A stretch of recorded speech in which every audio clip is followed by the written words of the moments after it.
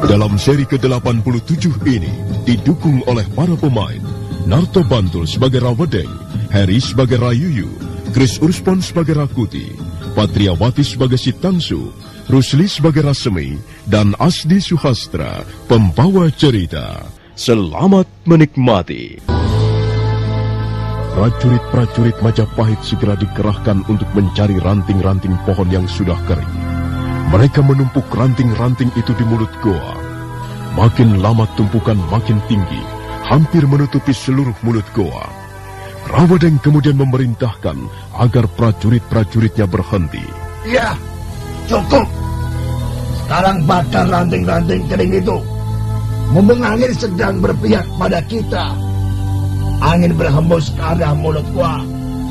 Aku yakin setelah asap mengepul masuk ke ruangan gua, mereka tidak akan mampu bertahan lagi. Dan mereka pasti akan keluar. Pada saat itulah kita sergap bersama-sama. Cepat prajurit, bakar ranting-ranting kering itu. Ayo, bakar.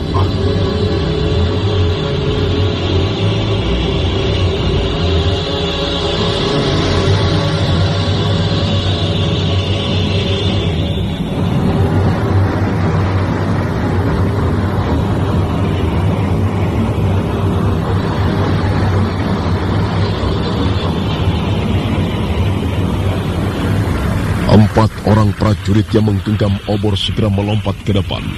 Mereka membakar ranting-ranting kering yang menumpuk di bagian pinggir mulut goa. Sebentar kemudian ranting itu pun terbakar. Api menyala-nyala, sementara angin bertiup ke arah mulut goa. Ya, bagus, bagus sekali. Ya, bagus. Sekarang kita tinggal menunggu. Nah, kalian prajurit-prajurit, siapkan senjata. Begitu mereka muncul di mulut gua, kita tebas bersama-sama.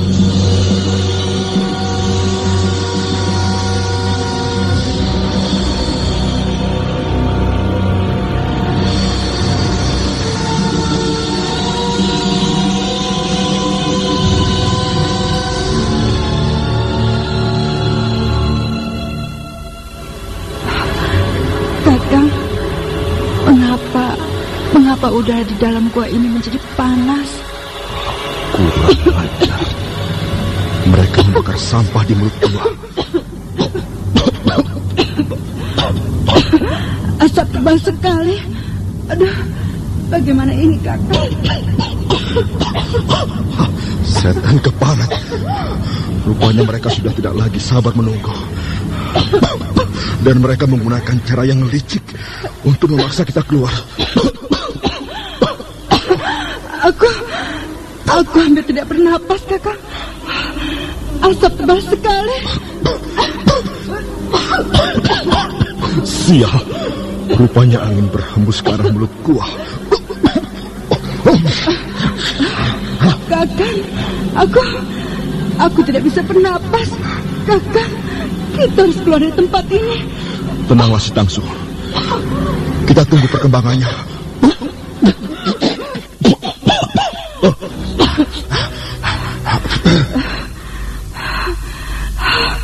Tapi, lihat Kakang. Ruangan ini sudah dipenuhi asap. Dan udara semakin panas. Lihatlah. Aku sampai berkeringat. Kalau begitu, kita memang harus keluar. Tapi Sitangsu, aku mengkhawatirkan keselamatanmu. Kita tidak mempunyai pilihan lagi. Kakang, kalau kita bertahan di sini, kita juga akan mati lemas. Baiklah istriku. Sekarang mari, ikuti aku. Kita akan keluar menerobos api di mulut gua itu. Ya.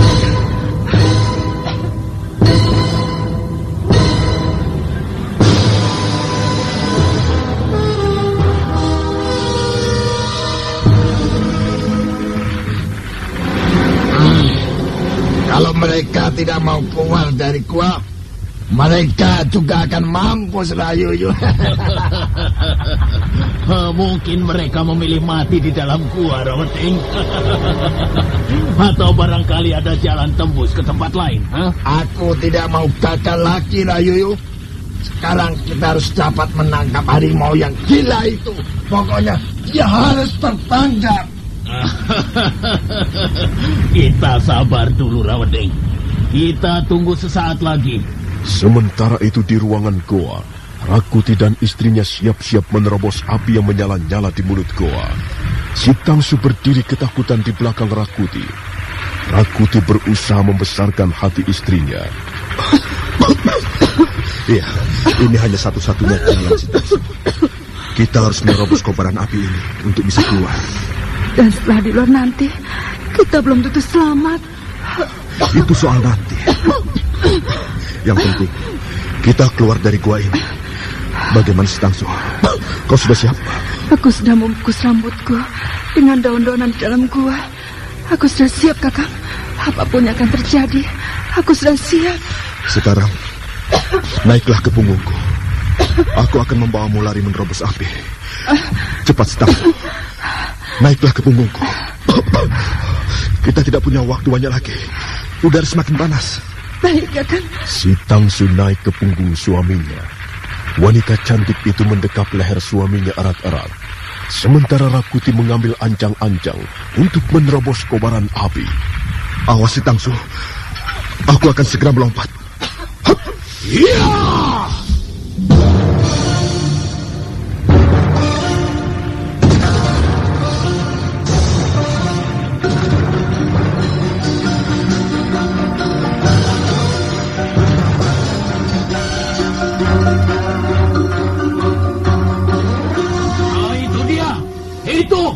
Dia keluar! Cepat, prajurit! Tangkap! Tangkap Rakuti! Ayo, prajurit! kepung dari segala jurusan. Jangan sampai dia lolos. Ayo, cepat prajurit. Kalau dia melawan, bunuh saja. Ayo, bunuh saja. Ayo, serang. Iya, iya. Ayo, ayo.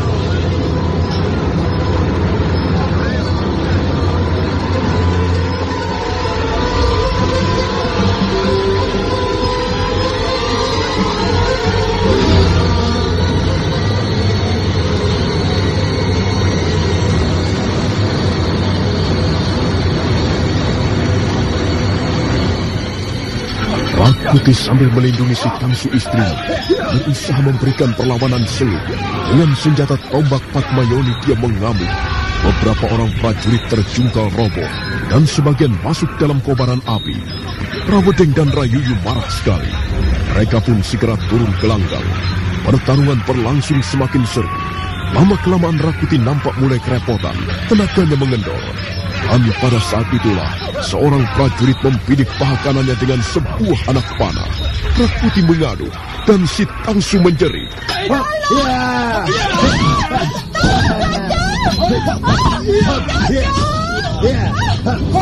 Si Tangsu!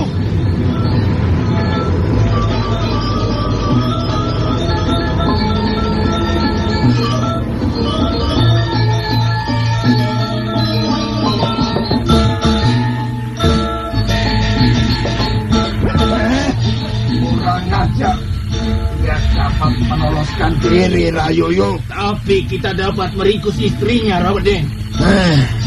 Aku masih belum puas jika tidak dapat memenggal kepala harimau jantan dari desa Kanding itu. Rawedeng, dia sudah terluka. Seorang prajurit sempat membidikkan anak panah ke paha kanannya. Bagaimana dengan perempuan itu? Dia pingsan. Dia menjerit-jerit ketakutan dan aku terpaksa menotok punggungnya. Sekarang dia pingsan. Kita dapat membawanya dengan aman ke Majapahit. Baiklah. Kukira kita tidak perlu mengejarnya. Ya, sebaiknya begitu, Rawedeng. Biarkan saja dia. Kalau memang dia ingin istrinya kembali, dia pasti akan menyusul ke Majapahit. Dan di Majapahit nanti, kita akan lebih mudah meringkusnya. Kalau begitu, siapkan prajurit-prajurit. Kita kembali ke Majapahit sekarang juga. Baik, Rawedeng. Hai, prajurit! Kita kembali ke tempat kuda kita masing-masing. Kita tidak perlu mengejar orang gila itu. Malam ini juga kita akan kembali ke Majapahit. Awas, jaga perempuan itu baik-baik. Jangan sampai dia lolos kembali.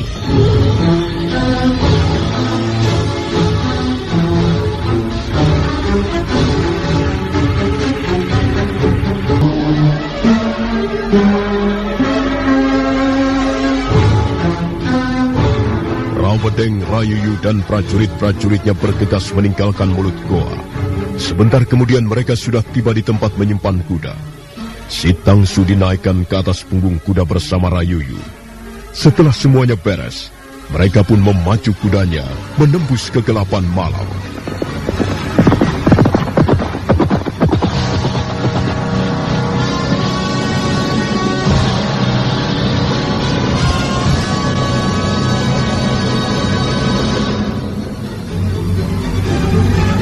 Sementara itu, Rakuti yang terluka di bagian paha kanannya berlari menyusuri pinggang Bukit Pacarakan.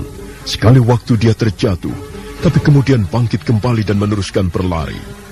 Setelah merasa prajurit-prajurit Majapahit tidak mengejarnya, dia pun berhenti. Ke barat prajurit-prajurit Majapahit. Mereka dapat merampas kembali istriku. Kurang ajar. Tapi kalau aku tidak segera berlari, aku pasti binasa. Jumlah mereka terlalu banyak. Ya, aku sudah membunuh beberapa orang prajurit. Tapi aku tidak mungkin membinasakan mereka semuanya sekaligus. Setan alas. Paha kananku terluka. Aku tidak sempat menghindarinya. Rupanya anak panah ini menancap dalam dagingku, dalam daging pahaku. Aduh. Karena merasa sakit di bagian paha kanannya, Rakuti terpaksa duduk. Dia merintih-rintih kesakitan sambil berusaha untuk mencopot anak panah. Aduh.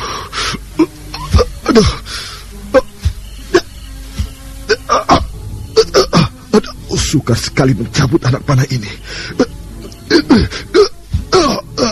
Aduh, dia menancap terlalu dalam. Tapi aku harus bisa mencabutnya. Aku tidak mau berlari-lari sambil membawa anak panah yang menancap di kakiku. Aku bukan seekor kijang buruan. Baiklah. Aduh, sakit sekali. Aku harus mencabutnya. Aku harus mencabutnya. Rakuti memejamkan matanya sesaat. Dia berusaha mengerahkan kekuatannya untuk menahan rasa sakit. Sementara tangan kanannya menggenggam anak panah. Darah meleleh di pahanya, merembes dari sela-sela anak panah. Rakuti menggenggam anak panah semakin erat, sementara mulutnya mendesis kesakitan. Tiba-tiba...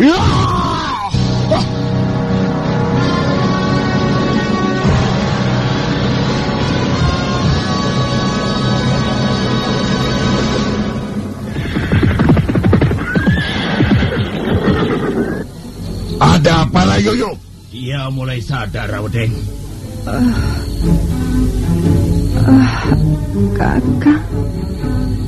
Kakang Rakuti. Kalau memang dia membuatmu kesulitan, ikat saja tangannya supaya dia tidak berontak di jalan. Aku bisa mengatasi persoalan ini, Rawedeng. Hanya seorang perempuan lemah. Siapa kalian ini? Di mana Kakang Rakuti? Kau bersama kami, prajurit-prajurit Majapahit. Kau tidak usah mencari suamimu lagi. Tidak, lepaskan aku. Lepaskan aku. Kau jangan macam-macam. Kau akan segera kami bawa ke Majapahit. Tidak, aku tidak mau. Harus mau. Aku tidak mau. Aku mau mencari Kakang Rakuti. Kakang! Diam! Kakang, tolong! Diam! Mereka menangkapku, Kakang! Mereka mau membawaku ke Majapahit! Diam. Tolong aku. Kakang. Kurang ajar. Yuyu, ikat saja tangannya. Ikat tangan dan kakinya. Kau memang perempuan keras kepala. Sekarang akan kuikat tanganmu. Ayo, mari sini. Supaya kau tidak rewel. Tidak. Lepaskan aku. Aku tidak mau diikat. Kurang ajar. Dia malah mencakar-cakar mukaku. Aduh, rasakan ini. Nah, begitu lebih baik. Dia lebih baik pingsan. Kita bisa lebih mudah membawanya, Rayuyu. Sekarang dia tidak akan mengganggu lagi, Rawedeng. Kita bisa meneruskan perjalanan. Bagus. Ayo, kita jalan lagi.